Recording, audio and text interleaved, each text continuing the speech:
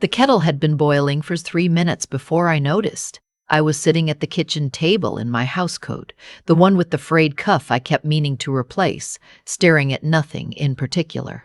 Outside, the November sky over Kelowna was doing that thing it does in late fall. Not quite gray, not quite white, just heavy, like a ceiling that's been lowered too close. The lake was still. Even the birds seemed to be holding their breath. I was 64 years old, and I had just finished the most detailed spreadsheet of my life. $47,280. That was the number at the bottom of column C. I'd color-coded it green because green meant go. Green meant yes. Green meant I was doing something good for the people I loved. I turned off the kettle and made my tea and sat back down. My daughter's name is Simone. She's 36, lives in Calgary with her husband, whose name is Brett, and their 2 kids, a boy of 8 and a girl of 6. She has her father's dark eyes and my stubbornness, which I say with affection, mostly. We were close when she was young. We were close when she was in university and called me twice a week and told me about everything. Her roommates, her professors, the boy she had a crush on who turned out to be Brett. We were close when she got married, and I helped her plan the whole thing and held her hand before she walked down the aisle and cried so hard my mascara was gone by the first chord of the processional. Then something shifted. Slowly, the way a house settles. You don't hear it happen, but one day you notice a crack in the wall that wasn't there before. It started small. Calls went from twice a week to twice a month. Birthday texts instead of calls. A Christmas visit that got shortened by 2 days because Brett's parents were coming. I told myself that's what happens when your children build their own lives. I told myself I was proud of her. I was proud of her. But pride and loneliness are not mutually exclusive, and I learned that the hard way somewhere around my 3rd year of retirement. My husband passed 8 years ago. Pancreatic cancer, 4 months from diagnosis to funeral. I won't talk about those months except to say they changed the architecture of every room in this house. After that, Simone was everything. She and Brett and those 2 kids, they were the reason I still made soup on Sundays and swept the porch in October and renewed my museum membership every year, even though I went alone. So when Simone called me in February and said, "Mom, I have an idea," I leaned in. She wanted to take the whole family to Prince Edward Island that summer. A big reunion trip. Her family, me, and Brett's parents, who I had met exactly 4 times and who called me Simone's mom because they could not be bothered to learn my name, which is Vivienne. She painted the picture beautifully. Lobster rolls on the harbor, red sand beaches, the kids running through the fields at Green Gables, sunset on the North Cape. She said, "It would mean so much, Mom, to all of us, to have everyone together." I said, "That sounds wonderful, sweetheart." She paused just a beat too long.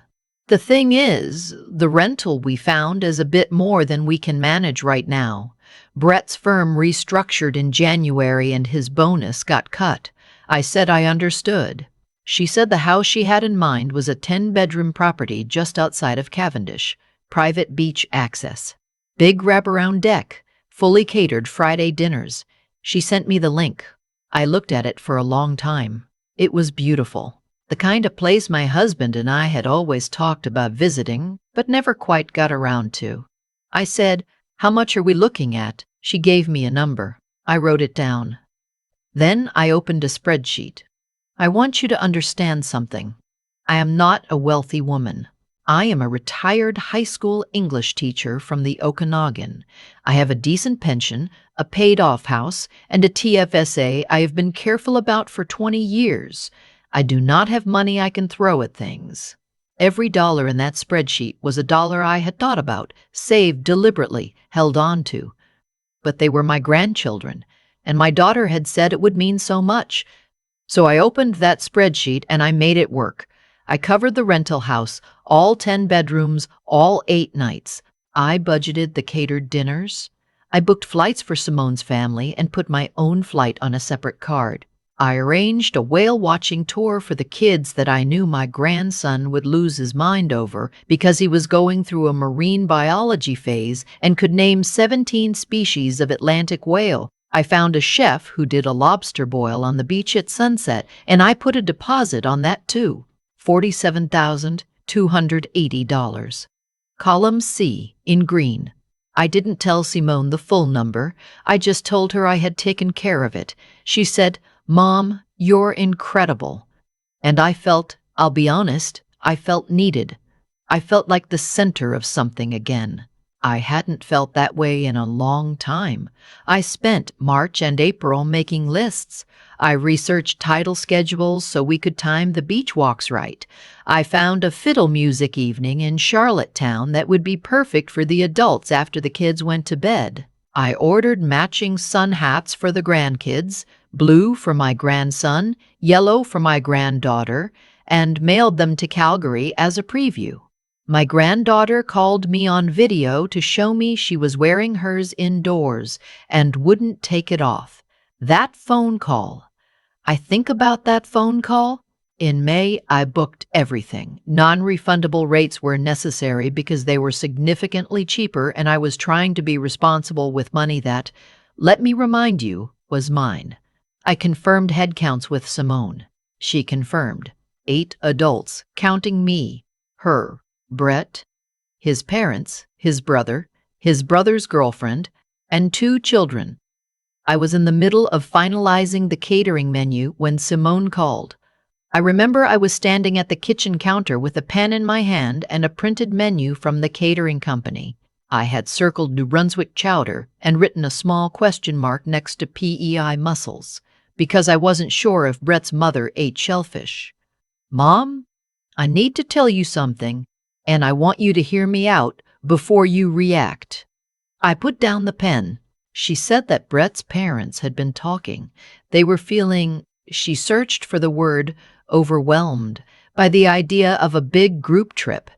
They had decided they would be more comfortable if the Prince Edward Island vacation was kept to just their immediate family, meaning Brett, Simone, their children, and Brett's parents and his brother and his brother's girlfriend. She paused. Then she said, "Brett thinks it would be easier for the kids too. Less stimulation." I stood there with the catering menu in my hand. I said, "Simone, I'm sorry. I'm not sure I understand what you're saying." She said it again, more slowly, as if I were hard of hearing, which I am not. The trip was going to be a smaller, more intimate family gathering. Brett's family, just them. "And me?" I said. There was a long silence on the line. The kind of silence that is not empty, that is, in fact, very full. "Brett and I talked about it, and we think it might be better if you sat this one out, Mom." I don't have words for what happened inside me at that moment. I have taught literature for 31 years. I have words for most things. I did not have them for this. There was something in my chest that felt physical, not pain exactly, but pressure. The way the air changes before a storm. I said, "I see." She said, "You're not upset, are you?" "It's not personal." Not personal. I had spent $47,000 and 4 months of my life on a trip I was no longer invited to attend. My granddaughter's yellow sun hat was probably still on her head in Calgary. I had circled New Brunswick chowder and wondered about shellfish allergies and researched title schedules, and it was not personal. I said, "I need to think, Simone. I'll call you back." I hung up the phone. I stood in my kitchen for a very long time. The lake outside was the same flat silver it always was, and the mountains were exactly where they had always been, and the world was entirely unchanged, and I was standing in the middle of my own life wondering how I had become invisible in it.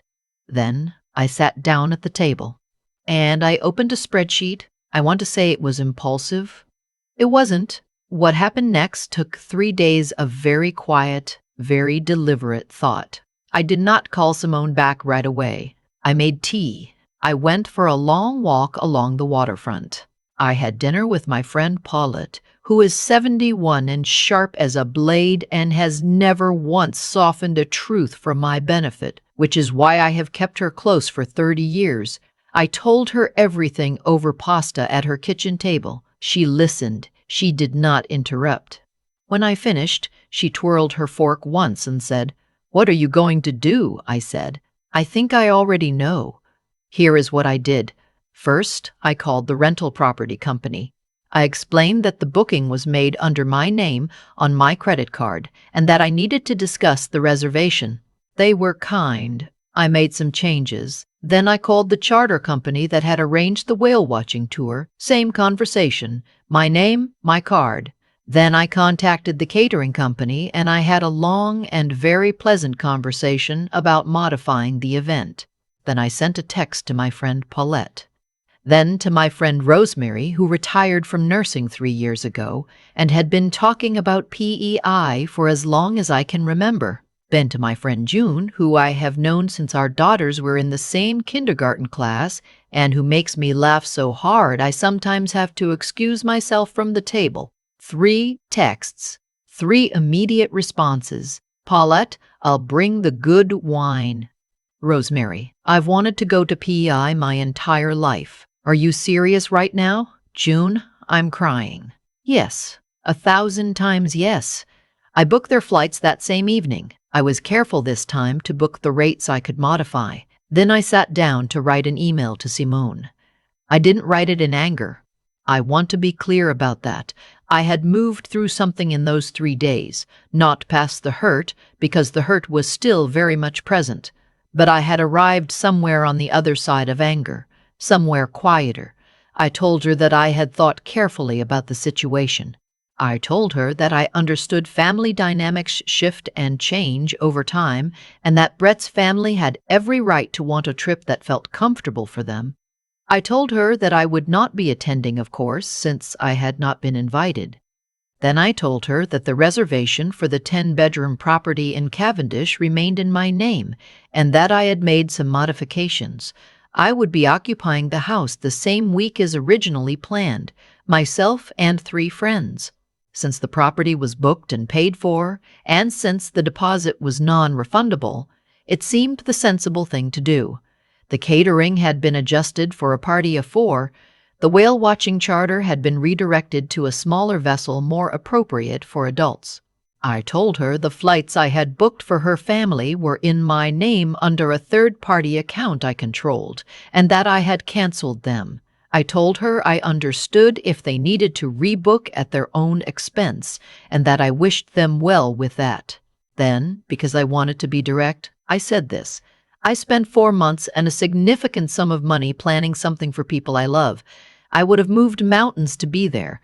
Since I'm no longer part of the plan, I redirected the investment. I hope you understand. I love you, Simone. Then I closed the laptop and I poured a glass of Okanagan Riesling and I sat on my back porch and looked at the lake in the dark. Simone called 9 minutes later. I let it ring. She called again. I let it ring again. She texted, "Mom, what is this? Call me now." Brett texted shortly after, which was notable because Brett had sent me exactly 3 texts in 11 years of marriage to my daughter, and all 3 were to confirm Christmas dinner times. This text was longer. It was not warm. I turned my phone face down and finished my wine. She reached me the next morning. I answered. She was upset. She said I was being vindictive. She said I was punishing her family and that her children were going to miss out on a trip and that I should be ashamed. She said I was ruining a vacation over a misunderstanding. I waited until she finished. Then I said, "Simone, I love you, and I have spent your entire life doing everything I could to support you. I put aside my own feelings to do what was needed. I was there when it mattered, and I asked for nothing in return. But I am 64 years old. I have one life, and it belongs to me. The money in that spreadsheet was mine. The time was mine. The decision about where both go, that's mine too." There was a pause. I said, "You told me it wasn't personal, so I'm treating it that way. It's not personal." It's just a decision, like yours was." She didn't speak for a moment. Then she said in a voice that sounded a little lost, "Mom, I didn't think you'd actually do something." "I know," I said. "I know you didn't." We said goodbye. There was no resolution in that phone call, no apology, no breakthrough. Those things take time, if they come at all. I'm still waiting for some of them. What I can tell you is what came next. The third week of August, I arrived in Charlottetown with a carry-on bag, a sun hat of my own, and 3 of the best women I have ever known. Paulette brought 2 bottles of a Niagara-on-the-Lake Chardonnay she had been saving. Rosemary cried when she saw the red sand for the first time. Actually cried, standing on the beach with her shoes in her hand and her face turned into the wind. And I put my arm around her and didn't say anything because there was nothing to say. June found a fiddle pub in Charlottetown that we closed down at midnight, which is something I have not done since 1987. The catered lobster boil was on a Thursday evening, a long table on the beach. The 4 of us, the sun going down over the water, in shades I cannot describe without sounding like a greeting card. We ate until we couldn't. We talked about our husbands, 3 of the 4 of us widows now, June the holdout with her quiet, steady Malcolm at home in Kamloops. We talked about our children, honestly and without performance, the way you can only do with people who have known you long enough to hold the complicated version. Rosemary said, "Do you think she'll come around?" I thought about Simone, about her dark eyes, which are her father's, about the girl who called me twice a week and told me everything, about the woman she became, who is both more and less than that girl, in ways I'm still learning to accept. "I think she will," I said. "I think she's going to need some time to sit with it, and so will I."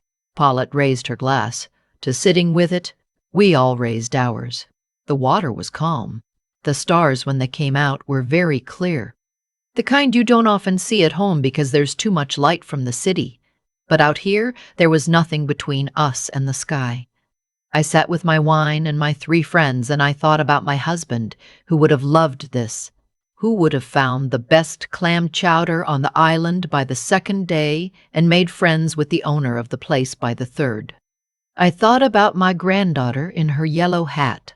I thought about the spreadsheet and about the 4 months I had spent making someone else's dream happen, and about what it felt like to redirect all of that towards something for myself. It felt like arriving somewhere I had been trying to get to for a long time. I don't tell this story to paint Simone as a villain. She isn't one. She's a woman in the middle of her life trying to manage a marriage and children and in-laws and the million invisible pressures of being 40-something in Canada in a year when everything feels more expensive than it should be. I understand that. I was 40-something once. I know what the inside of that life feels like, but I am 64, and I have earned the right to take up space. I earned it in 31 years of marking essays and attending conferences and driving my daughter to swim lessons at 6 in the morning in February. I earned it in 4 months of sitting with my husband as he died, in 8 years of learning how to cook for one, in every Sunday soup and swept porch and museum membership I maintained because I refused to let grief turn me into someone who stopped showing up. I earned it in $47,280 that I saved and held and redirected when the people I saved it for decided I wasn't worth the seat at the table. What I want to say to anyone hearing this, and I mean this gently, the way I would say it to a student who was afraid to believe it, is that your time and your money and your love are not infinite. They are not obligations, they are gifts. And you are allowed, at any age, to decide where your gifts go. You are allowed to take yourself on the trip. You are allowed to close the spreadsheet, open a new one, and put your own name at the top. I stood on that beach in Prince Edward Island, the red sand cool between my toes, and I let the Atlantic come to me, wave after wave, steady and indifferent and entirely beautiful. And I thought, this is enough. This right here is more than enough. It was the best vacation of my life. I've thought a lot about what the word consequence really means. Not in the harsh, punishing sense, not the version where someone sits in judgment deciding what you deserve, the quieter version, the one that simply says, the things you do accumulate. They add up. And eventually the sum of them lands somewhere. I think about Simone telling me it wasn't personal. I think about how she meant that, to soften things, to make the call easier to end, to let us both hang up and go back to our days without anything being too broken. And I understand that impulse. I have used that phrase myself, probably in moments when I wanted to sidestep the weight of a decision I had already made. But here is what I know now. At 64, having lived long enough to watch things circle back, everything is personal. When you decide who sits at the table, that is personal. When you accept someone's money and then remove them from the plan it funded, that is personal. Calling it otherwise doesn't change the shape of it. What I did, taking my friends to Prince Edward Island, redirecting what I had saved and planned and given, wasn't revenge. I want to be honest about that because I think it matters. It was correction. There is a difference. Revenge wants the other person to suffer. Correction just wants the accounting to be accurate. I had given something, it was taken in a direction I had not agreed to, I brought it back. The tricky thing about getting older is that people, sometimes even your own children, begin to read your patience as passivity. They confuse the fact that you have stopped making scenes with the idea that you have stopped noticing. I noticed everything. I noticed every shortened visit and every text where a call would have been better, and every Christmas where I rearranged my plans to fit around someone else's. I noticed, and I stayed quiet because I thought quiet was generosity. What I understand now is that sometimes quiet just teaches people that there is no cost, and when there is no cost, people stop being careful. Simone is not a bad person. I mean that with every part of me. She is someone who got caught between two families and chose the path of least resistance, and I know that path because I have walked it myself.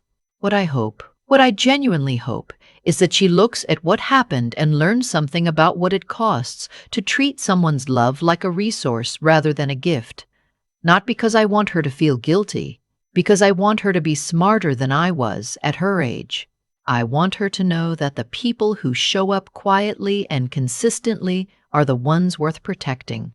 And for anyone listening who recognizes themselves in this, who has been the one doing the planning, making the spreadsheet, circling the chowder on the menu, wondering about someone else's shellfish allergy, I want to say this as plainly as I can.